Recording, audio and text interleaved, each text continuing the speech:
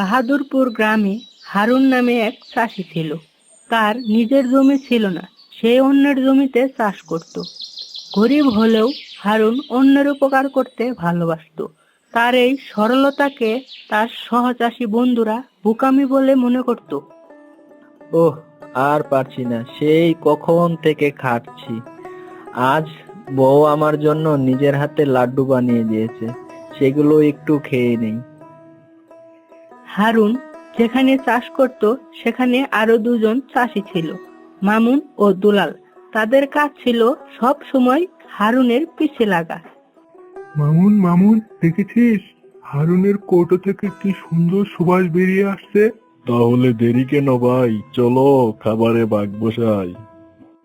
কিরে হারুন, চারিদিকে যে লাড্ডুর গন্ধে মোমো করছে রে। সে তো হবেই, আমার বউ নিজের হাতে বানিয়েছে। এই নে নে খা।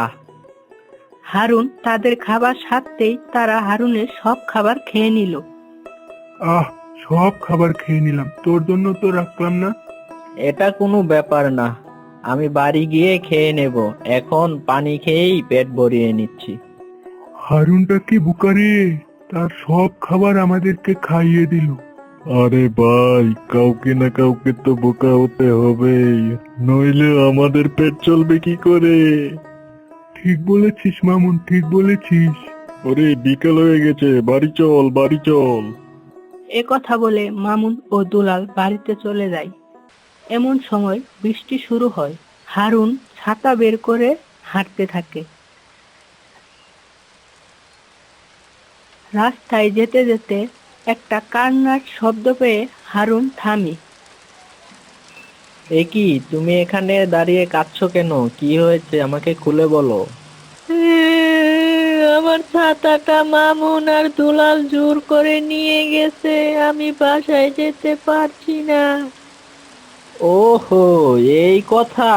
এই নাও, তুমি আমার ছাতাটা নিয়ে বাড়ি চলে যাও। আর তুমি? আমার জন্য চিন্তা করো না, আমার বাড়ি তো এই কাছেই, আর এই অল্প ভিজলে আমার কিছু হবে না। তুমি বরং কালকে আমার ছাতাটা আমাকে ফিরিয়ে দিও। হারুন বৃষ্টিতে হাঁটতে লাগলো। হঠাৎ হারুনের সামনে একটি বুড়ি এসে দাঁড়ালো। ও হারুন, তুমি তোমার ছাতাটা ওই ছেলেটাকে কেন দিলে? তুমি আমার নাম জানো? তোমার নাম জানি, তোমার গ্রাম জানি, তুমি তো অনেক ভালো মানুষ। এই নাও আমার জাদুর ছাতা। তোমার জাদুর ছাতা আমায় দিলে কেন? আমার এমন অনেক জাদুর ছাতা আছে, তুমি নাও, নিয়ে বাড়ি যাও, যাও। সে বুড়িকে বিদায় দিয়ে হারুন জাদু ছাতা নিয়ে হাঁটতে শুরু করে। অমনি ছাতাটি বলে, ধন্যবাদ হারুন। এ কি, কে তুমি? কে? কোথা থেকে আওয়াজ আসছে? আমি ছাতা, তোমার বন্ধু বলছি। এটা কি করে সম্ভব? ছাতা আবার কথা বলতে পারে নাকি? আমি জাদুর ছাতা। হ্যাঁ, জাদুর ছাতা? আমাকে ধরতে হবে না, তুমি হাঁটবে, আমি তোমার মাথার উপর ঠিক ভাসবো। ঠিক আছে, ছেড়ে দিলাম। হারুন, তুমি হাঁটতে শুরু করো। ছাতার কথা শুনে হারুন হাঁটতে থাকে। হারুনের সাথে সাথে ছাতাও ভেসে ভেসে যেতে থাকে। এমন সময় হঠাৎ মামুন ও দুলাল এসে বলে, মামুন দেখ দেখ, কি আশ্চর্য ব্যাপার, ছাতা আপনা আপনি হাসছে। আর ছাতার নিচে হারুন বাবু হয়ে হাঁটছে, কি আশ্চর্য ব্যাপার। এই ছাতাটা আমাদের চাই। চল গিয়ে ওর থেকে মিষ্টি কোথায় ছাতাটা নিয়ে নেই। হারুন হাঁটতে হাঁটতে দেখে তার গ্রামের এক লোক কান্না করছে। এ কি, আপনি কান্না করছেন কেন? কি বলবো দুঃখের কথা, এই বৃষ্টির ঝড়ে আমার বাসার ছাদ উড়ে গেছে, কিভাবে সাজাবো এটা নিয়েই এখানে বসে বসে ভাবছি আর কাঁদছি। আমি কি আপনাকে কোনোভাবে সাহায্য করতে পারি? এটা তো তোমার স্বার্থের ভিতরে নেই, কিন্তু তুমি এখানে এসে আমাকে সাহায্যের কথা বলেছো, এতেই আমি অনেক খুশি হয়েছি।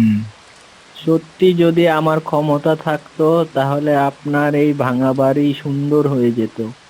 হারুন, তোমার তো ইচ্ছে এই ভাঙা বাড়ি সুন্দর হয়ে যাক। এরকম কি কোনো উপায় আছে? হারুনের কথা শুনে জাদু থাকা লোকটির ঘর ঠিক করে দিল। বাহ বাহ বাহ, ধন্যবাদ ধন্যবাদ। আরে মামুন, ওই দেখ দেখ দেখ, এটা তো সত্যিকারের জাদুর ছাতা। ওই ছাতাটা যে করেই হোক আমাদের চাই, ওকে এখান থেকে বের হতে দে, পরে দেখ। হারুন সেখান থেকে যাওয়ার পথে মামুন ও দুলাল হারুনের রাস্তা আটকে দাঁড়ালো। তোরা খুব অন্যায় করেছিস, ওই ছোট বাচ্চাটার ছাতা কেড়ে নিয়ে এসে তোরা খুব অন্যায় করেছিস।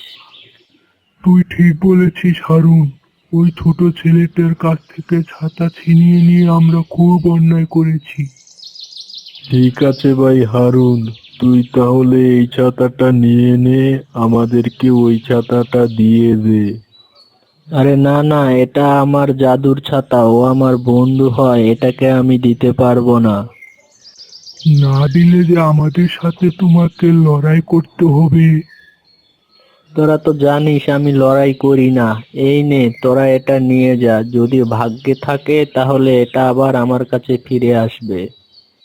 হারুনের কাছ থেকে ছাতাটি নিতেই আবারও সেই বুড়ি এসে মামুন ও দুলালের পিছে সার লাগিয়ে দিল আর বলল, হারুন, আজকে তোমার দুষ্ট বন্ধুরে উচিত শিক্ষা দিছি। আশা করছি আর তোমার পিছনে লাগবে না।